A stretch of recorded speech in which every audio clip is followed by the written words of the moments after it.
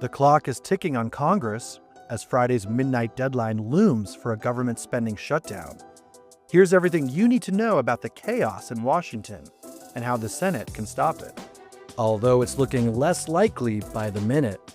Republicans do not have the votes in the Senate to invoke cloture on the House CR.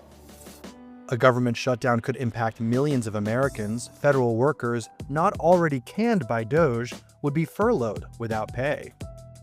Non-essential government functions would be put on pause, such as national parks and museums in Washington, D.C.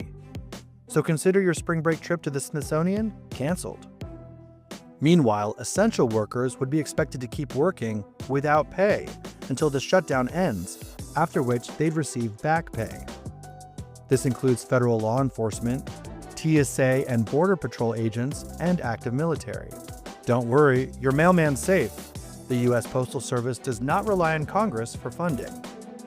On Tuesday, March 11th, 3 days ahead of the catastrophic cliff, House Speaker Mike Johnson and the GOP-controlled House narrowly passed a stopgap bill to keep the lights on until October 1st. They did it with a razor-thin majority and with President Trump's endorsement. The vote was 217 to 213, mostly along party lines. Two congressmen swapped sides. Kentucky's Libertarian-leaning Republican, Rep. Thomas Massie, opposed the bill, and Democratic Rep. Jared Golden from Maine supported it. Two House members were absent, Republican Tim Moore from North Carolina and Democrat Raul Grijalva from Arizona. Now it moves on to the Senate, where moderate Democrats are in a tough spot. They can either join the opposing Republican Party and support it, or tank the bill and trigger a partial government shutdown. With 53 Republicans in the Senate, at least 7 Dems will have to cross the aisle to break the 60-vote filibuster. Complicating the math is another Libertarian from Kentucky. Republican Senator Rand Paul says he'll vote against the short-term spending solution. House Minority Leader Hakeem Jeffries has slammed the current bill as reckless. His party claims the stopgap bill won't protect Social Security, Medicare, Medicaid, veteran benefits, and the family food programs WIC and SNAP.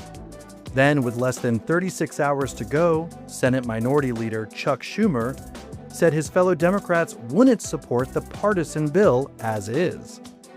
Government shutdowns are nothing new and appear to be more frequent in the last 3 decades due to highly partisan politics.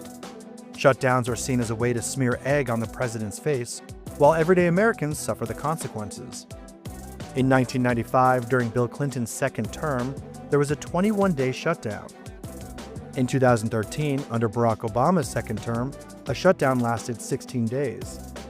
The longest came in 2018 during Donald Trump's first term, a painful 35 days. According to the White House, the civilian federal workforce exceeds 2.4 million people. Americans, especially those whose federal jobs haven't been slashed yet by Elon Musk, are now anxiously awaiting to see what the Senate will do by Friday at 11:59 p.m. and if they'll still have a paycheck by next week.